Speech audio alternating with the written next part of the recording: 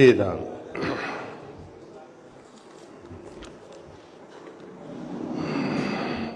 श्री सुखताल धाम का क्या महत्व है, आपके राम ने तो दर्शन अवश्य किया होगा। सुखताल जाने का अवसर मिल रहा है, वहाँ का सही लाभ किस प्रकार से लेना चाहिए, कृपा करें।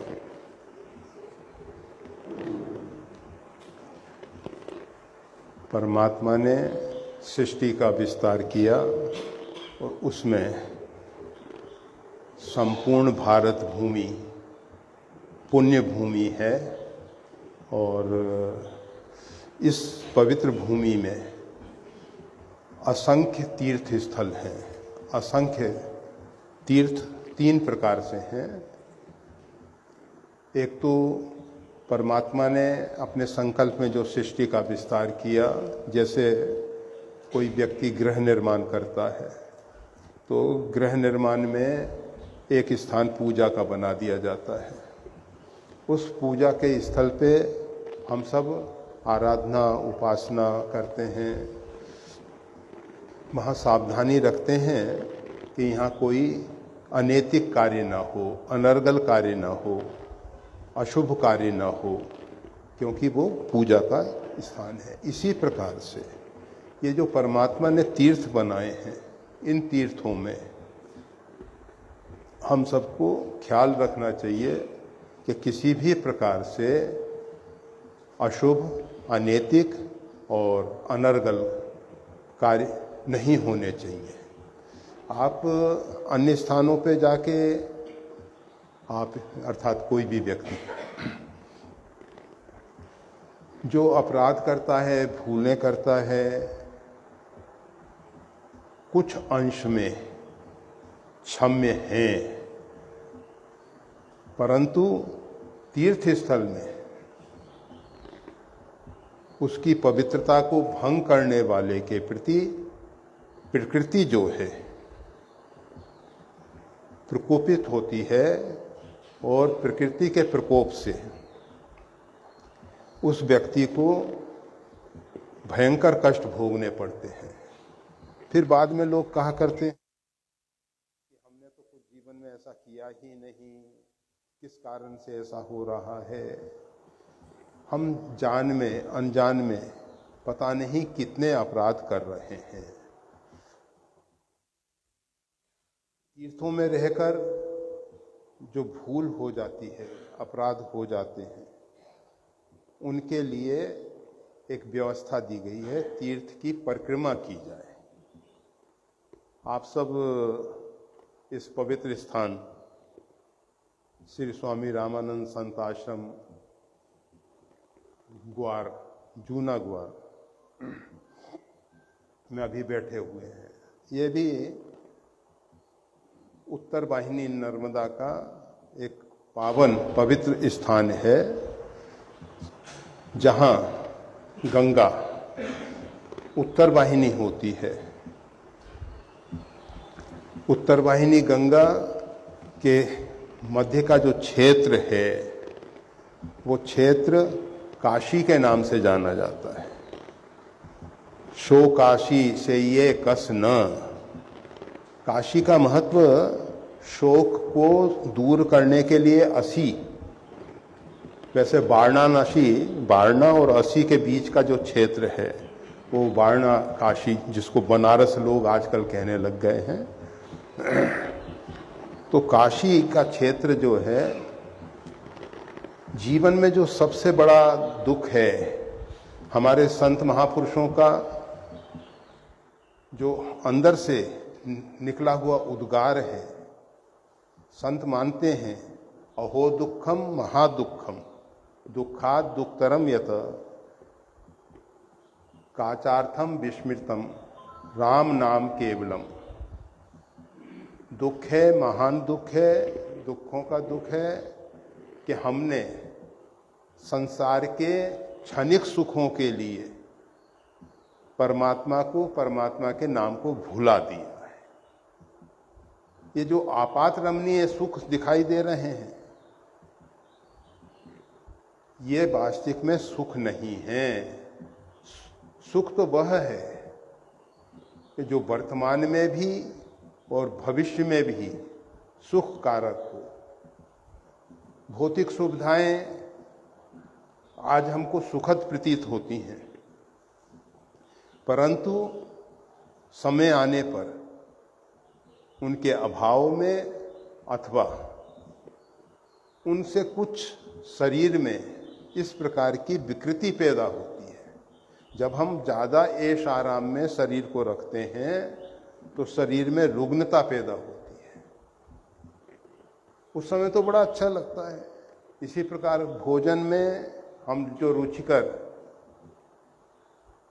तले हुए पदार्थ बहुत खाते हैं तो उससे शरीर में मेद, चर्बी इत्यादि अनावश्यक बढ़ती जाती है, वजन बढ़ जाता है, फिर अनेक प्रकार के रोग पैदा हो जाते हैं।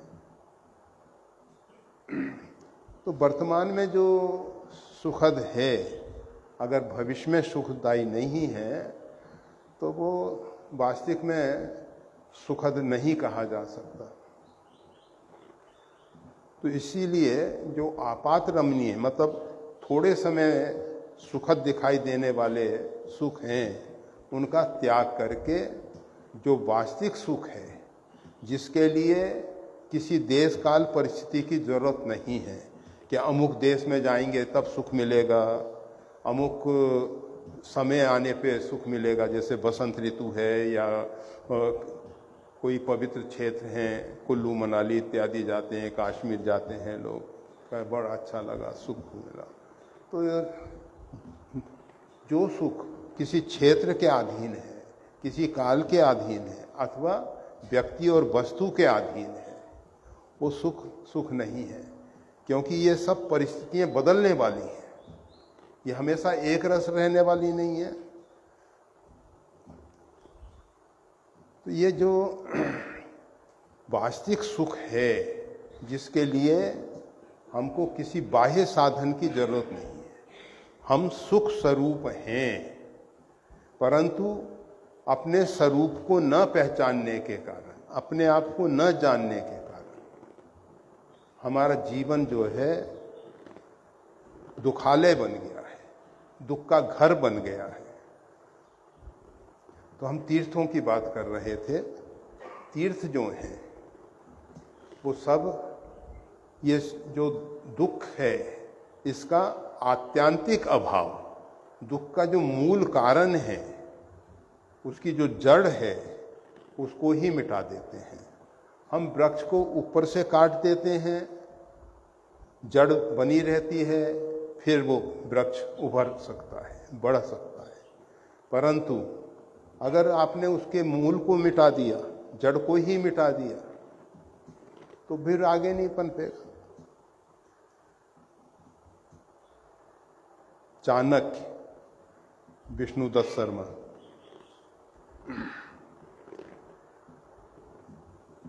चला जा रहा था, पैर में कुश गड़ गया उसके। उसने जितना हो सका उसको खोद के निकाला, फिर उसके उपरांत कहा कि यहाँ कहीं छाछ मिलेगी।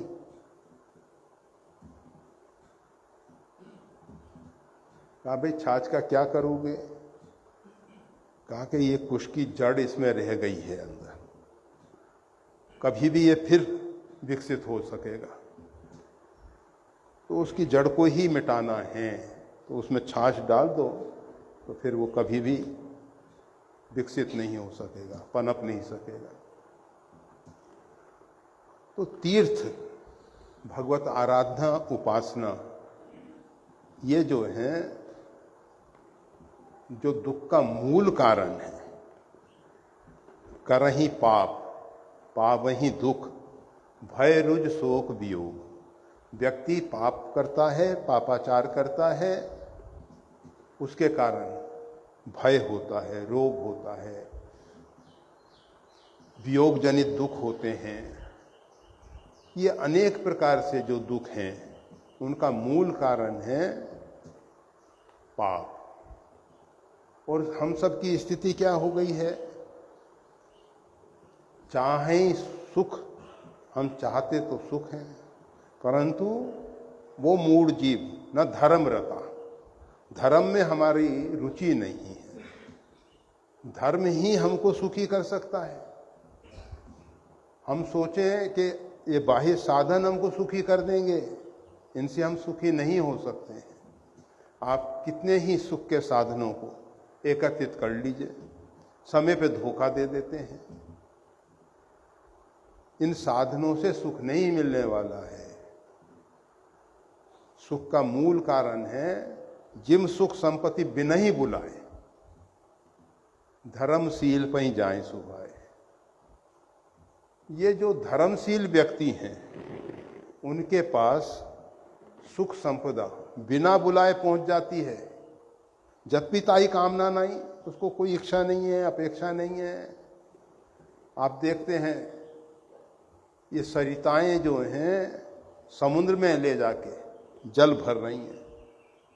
बहुत से लोग कहते हैं कि समुद्र पे तो इतना जल है, उसमें और जल से क्या फायदा, परंतु सरिताएं वही कार्य कर रही हैं।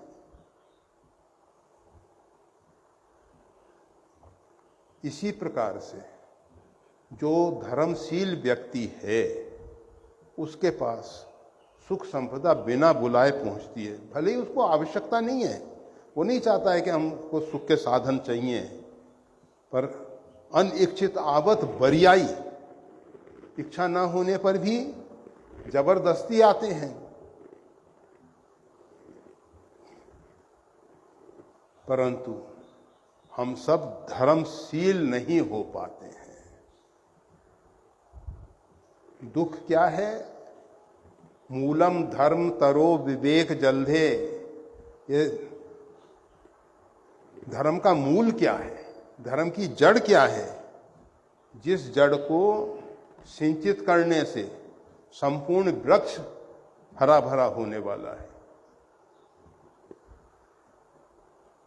वो है पावनम पावनानाम, पवित्र को भी पवित्र करने वाला। धर्म का मूल है भगवत नाम। और जब हम उसको भूल जाते हैं तो जीवन में न चाहते हुए भी नाना प्रकार के भय, शोक, रोग जनित दुख हमको प्राप्त होते हैं। तो इन सब से बचने के लिए एक ही उपाय है कि भगवत नाम सुमरन करें। और ये जो तीर्थ स्थल इन्होंने शुकताल की बात कही है, शुकताल के विषय में ऐसा कहा जाता है, शुकदेव जी ने गंगा के तट पे, हरिद्वार में गंगा का जो अधिकांश जल है नहर के द्वारा भारत के काफी बड़े भूभाग को सिंचित करने के लिए ले लिया गया है। और गंगा के कारण जहाँ जहाँ गंगा सरजू का मध्य का क्षेत्र है वहाँ पानी का स्तर बहुत ऊपर है। यहाँ जैसा नहीं कि 200, 400 फीट, 500 फीट जाके बोरवेल में पानी निकलेगा, ऐसा नहीं, काफ़ी ऊपर आ गया है। जहाँ भी ये सरिताएं रहती हैं उनका लाभ मिलता है। तो गंगा की जो मूल धारा है वो हरिद्वार में नील धारा के नाम से जानी जाती है। लोग हर की पेड़ी पे स्नान करते हैं। हर की पेड़ी से थोड़ा आगे जाके वो नहर बन जाती है। वो ब्रह्मकुंड, हर की पेड़ी इत्यादि तीर्थ के जो घाट बने हैं वो जल को व्यवस्थित करके ले जाने के लिए व्यवस्था की गई थी। अब वो घाट बना दिए गए हैं और वो सब अच्छा रूप है, वो उससे के हम विरोध में नहीं है। परंतु जो गंगा का मूल धारा है वो वहाँ से आगे थोड़ा नील धारा के रूप में जा रही है और वही शुकताल में जाती है। शुकताल में गंगा के तट पे जब महाराज परीक्षित, ये मेरठ से थोड़ा आगे जाके हस्तिनापुर है, ये जो राजा परीक्षित को हस्तिनापुर का राज प्राप्त हुआ था और वहीं श्रापित होने के बाद गंगा के तट पे शुकताल में परीक्षित पहुंचे हैं और वहाँ आत्म कल्याण के लिए माँ गंगा के तट पे निवास करना प्रारंभ किया। भगवान ने उनकी निष्ठा देखी, उनका पवित्र जीवन देखा और ऋषि के पुत्र ने भूल क्या प्रत्यक्ष तो दिखाई दे रहा था कि उनके पिताश्री के गले में मरा हुआ सर्प डाल दिया था परीक्षित ने। उसके विषय में ऐसा कहा जाता है, जरासंध जो एक बड़ा दुराचारी राजा था, भीम ने उसको पराजित किया था और भीम के पराजित करने के बाद उसका जो मुकुट है, जरासंध का जो मुकुट है, वो पांडवों को प्राप्त हो गया था। कहाँ कहाँ घूम फिर के पहुंच गया था। फिर राजा परीक्षित ने देखा कि एक मुकुट रखा हुआ है। आभूषण धारण करने वालों को सावधान हो जाना चाहिए, चाहे वो माता बहनें हों अथवा पुरुष हों। कोई ये जो हम आभूषण धारण कर रहे हैं, ये कहाँ से कैसे प्राप्त हुए हैं, किस प्रकार के धन से प्राप्त हुए हैं, वो हमारी बुद्धि को बिगाड़ सकते हैं।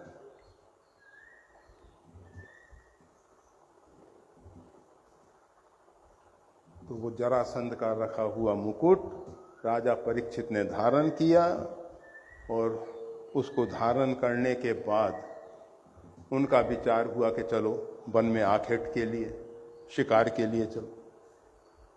शिकार के लिए गए, प्यास बहुत लगी थी। एक ऋषि का आश्रम देखा, ऋषि ध्यानावस्थित बैठे हुए थे, उनको पुकारा। उन्होंने, अब वो तो ध्यान में इतने तन्मय थे कि वो बाहर के शब्द इत्यादि नहीं सुन पा रहे थे। उनको नहीं मालूम है कौन आ रहा है, कौन जा रहा है। राजा परीक्षित को लगा, उनकी बुद्धि जो थी उसमें कुमति ने प्रवेश कर लिया था, वो मुकुट के कारण।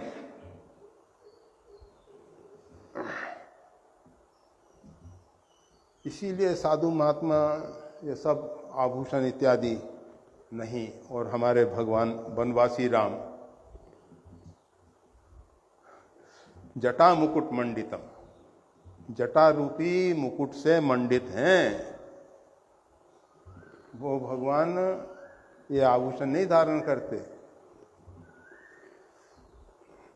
और जो भगवान का ध्यान राम रक्षा में है, ध्यायेद आजान बाहु धीर्षम धनुषम वद पद्मासनस्तम पीतम, उसमें भी जटा मुकुट भगवान धारण किए। उसका ध्यान, आत्म कल्याण वालों को भगवान का, वनवासी राम का ध्यान करना चाहिए। सब पर राम तपस्वी राजा, राम बाम दिश जानकी लखन दाहिनी हो, ध्यान सकल कल्याणमय सुरतर तुलसी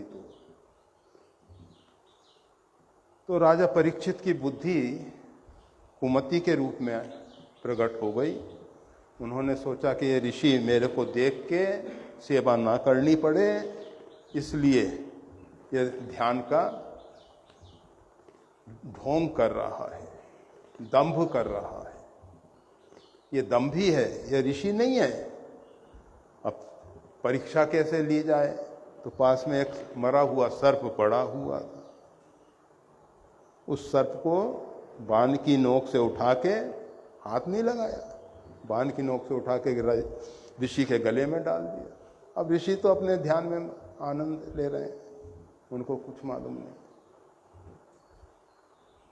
उनके पुत्र के पास समाचार पहुंचा कि एक राजा ने इस प्रकार का कुकृत्य किया है, तुम्हारे पिताश्री का इस प्रकार से अपमान किया है, उनके गले में इस प्रकार से सर्प डाल दिया। और ऋषि कुमार को बड़ा क्रोध हुआ, उन्होंने श्राप दे दिया कि जिस व्यक्ति ने इस प्रकार का ये पाप किया है, अपराध किया है, उसका 7 दिन में देहावसान हो जाएगा। जब ऋषि ध्यान से जागृत हुए, उनको मालूम पड़ा कि उनके पुत्र ने इस प्रकार से श्राप दे दिया है, तो पुत्र को फटकारा कि अरे भाई, परीक्षित तो एक बहुत श्रेष्ठ राजा हैं, तुमने उनको श्राप दे के अच्छा कार्य नहीं किया, जाओ उनकी सभा में जाके उनको बताओ कि तुमको इस प्रकार का श्राप दिया गया है, तो 7 दिन में वो आत्मकल्याण का साधन कर लें। जब परीक्षित को मालूम पड़ा तो उनको मुकुट उतारने के बाद अपनी भूल भी समझ में आ गई थी कि मैंने इस प्रकार का अपराध किया है। राजा परीक्षित जो हैं वो गंगा के तट पे, ये जो शुकताल, उस पवित्र स्थान पे पहुंचते हैं और फिर वहाँ भगवान कृपा करके शुकदेव जी को पहुंचाते हैं। और वो शुकदेव जी जो हैं श्रीमद् भागवत का सप्ताह 7 दिन में, क्योंकि 7 दिन की अवधि दी गई थी, इतने दिन में वैसे संपूर्ण श्रीमद् भागवत का 7 दिन में श्रवण करना कठिन है, क्योंकि बड़ा ग्रंथ है और 12 स्कंद हैं, बड़ा ग्रंथ है। अखंडानंद जी ने माता आनंदमयी को ये श्रीमद् भागवत संपूर्ण सुनाया था, काशी में बहुत विद्वानों के बीच में। तो केवल जो मूल संस्कृत के श्लोक हैं उनका सरल भाषांतर करके सुनाया गया था। 15 दिन से ऊपर लगे थे उसमें। तो कहने का मतलब यह है कि 7 दिन में श्रीमद् भागवत पूर्ण रूपेण कहना कठिन होता है, परंतु वहाँ अवधि 7 दिन की ही थी। परीक्षित ने निवेदन किया कि इतने अल्प काल में किस प्रकार से जीव जन्म और मृत्यु के भय से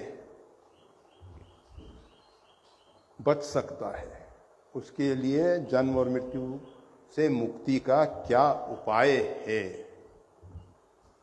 तब भगवान वेद व्यास द्वारा रचित जो श्रीमद् भागवत महापुराण है, जो सुखदेव जी ने अपने पिताश्री के मुख से सुन के कंठस्थ कर लिया था, उनकी मेधा शक्ति बहुत अच्छी थी और उनको कंठस्थ हो गया था, वो श्रीमद् भागवत महापुराण सुनाया है। तो ये सुकताल जो है बड़ा पवित्र क्षेत्र है, पवित्र तीर्थ है और अभी काफ़ी कुछ वहाँ आश्रम भी बन गए हैं। पहले वन के रूप में दिखाई देता था। हरिद्वार और हरिद्वार के ऊपर के तीर्थ आजकल तो बहुत बड़े बड़े शहर के रूप में आ गए हैं। तीर्थों की जो पहली व्यवस्थाएं थीं, तीर्थ में तपस्या तितिक्षा के लिए लोग जाते थे, वहाँ रहते थे, आत्मकल्याण का साधन करते थे। आज तीर्थों को पिकनिक का स्थान बना लिया गया है। केवल टूरिस्ट के रूप में, पर्यटक के रूप में लोग वहाँ जा रहे हैं और पर्यटन विभाग उनको वो रूप देता चला जा रहा है। तो वो समस्याएं हैं, देश की समस्याएं हैं। हम सब तो चाहते हैं और कहते हैं तीर्थों को अगर तीर्थ के रूप में रखना है तो तीर्थ का एक परिसर जो पूर्व से निर्धारित है, जैसे पंचकोशी के अंदर का क्षेत्र तीर्थ का है, तो उतने क्षेत्र को आजकल की परिस्थिति के अनुसार अगर कम क्षेत्र भी निर्धारित कर दो कोई आपत्ति नहीं, परंतु जितना क्षेत्र निर्धारित किया जाए उस क्षेत्र में आवासीय और व्यावसायिक साधन नहीं होने चाहिए। केवल वो दर्शन के लिए, साधना के लिए सुरक्षित रहना चाहिए। आजकल क्या होता है, तीर्थों को तो ये दो व्यवस्थाएं, आवासीय व्यवस्था और व्यावसायिक व्यवस्थाएं भर देती हैं, और बेचारे जो साधक हैं उनको तीर्थ से बाहर जाना पड़ता है। अधिकांश तीर्थों में यही हो रहा है। ठीक है, अगर तीर्थ वासियों के लिए, तीर्थ यात्रियों के लिए अगर इस प्रकार की व्यवस्था कर दी जाए तो तीर्थों की जो पवित्रता है वो बनी रहेगी, अन्यथा तीर्थों की पवित्रता भंग हो रही है। जो भी सिरम, तो ये तीर्थ अंतःकरण को शुद्ध करने के लिए, अंतःकरण को पवित्र करने के लिए बहुत अधिक लाभ देते हैं। परंतु अब हर एक व्यक्ति तो तीर्थ में नहीं जा सकता। अब ये जिन्होंने भी लिखा है ये लिखते हैं कि वहाँ जाने का, सुकताल जाने का अवसर मिल रहा है, हर एक को तो नहीं मिल पाता है। तो हमको ऐसी परिस्थिति में क्या करना चाहिए? तीरथ कोट अमित सम पावन, नाम अखिल अघपूग न सावन। गोस्वामी तुलसीदास जी ने तीर्थ कोटि, करोड़ों तीर्थों के समान भगवत नाम की पवित्रता है, करोड़ों तीर्थ के समान। नाम अखिल अघ, जितने भी पाप हो सकते हैं, जितनी भी पाप की संभावना है, उनको समूह रूप में नष्ट कर देता है। हमारे पास तो तीर्थों का परम तीर्थ श्री राम नाम है। हम तीर्थों में नहीं पहुंच पाते, उसके लिए मन में लेश मात्र भी विषाद नहीं होना चाहिए। हमको तो सोचना चाहिए कि भगवान ने कृपा की। हम हमेशा कहा करते हैं, श्रवण कुमार अपने माता पिता को कांवर में, मतलब पीठ पे वो लकड़ी और दोनों तरफ पल्लों में माता पिता को बैठा के तीर्थ यात्रा कराए। तीर्थ यात्रा तो करी, परंतु परिणाम क्या आया आप सब जानते हैं। श्रवण कुमार जल भरने के लिए गए, रात्रि में महाराज दशरथ जो हैं शब्द वेदी बाण का अभ्यास कर रहे थे, और उन्होंने सोचा कि शायद कोई जलचर पानी पीने के लिए आया है, शब्द वेदी बाण का प्रयोग करा। उन्होंने देखा नहीं कौन व्यक्ति है क्या है, और वो बाण निशाने पे लगा, उनके वक्षस्थल पे लगा, और श्रवण, जय श्री राम। जब उनको मालूम पड़ा महाराज दशरथ को, उनके माता पिता के पास गए। माता पिता ने क्रोधित होके श्राप दे दिया उनको। अब आप विचार करिए, तीर्थों का फल क्या मिला? मरते समय क्रोध में भर के, त्रिविधम नरकस्य द्वारमिदम, 3 नरक के द्वार हैं, काम क्रोध मद लोभ, सब नाथ नरक के पंथ।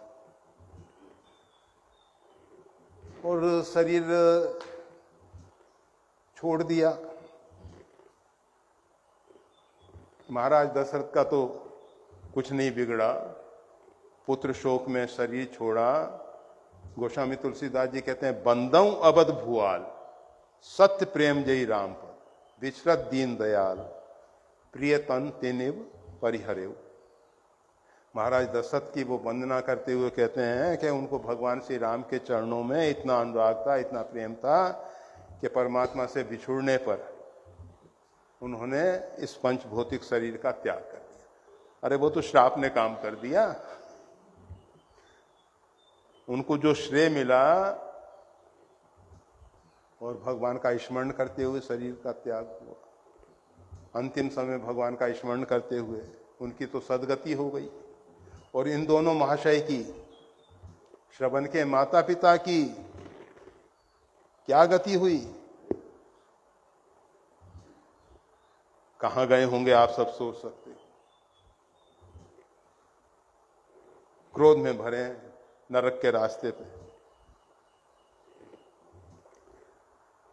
अगर वो व्यक्ति एक स्थान पे बैठ के तीर्थाटन नहीं करते या किसी तीर्थ में जाकर एक स्थान पे रह के श्रवण कुमार कुटी बना देते कि माता पिता आप यहाँ रह के भजन करिए, रोज उनके आहार विहार की व्यवस्था करते, और अगर संभव होता तो समय पे सत्संग लाभ मिलता रहता, तो हम समझते हैं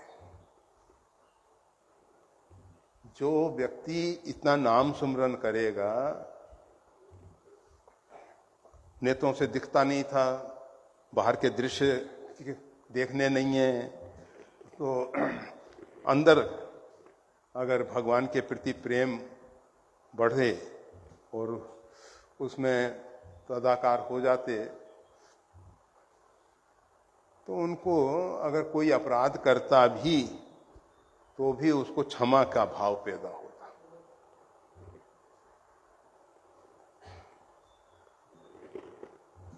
और वैसे भी धर्म के 10 लक्षणों में धृति, क्षमा, दूसरा जो लक्षण है वो क्षमा का आता है। पहला धैर्य का आता है, दूसरा क्षमा का आता है।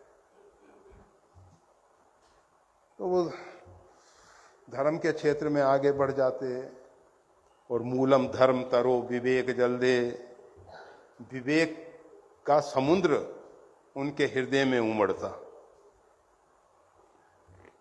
उनको सद असत का विवेक होता,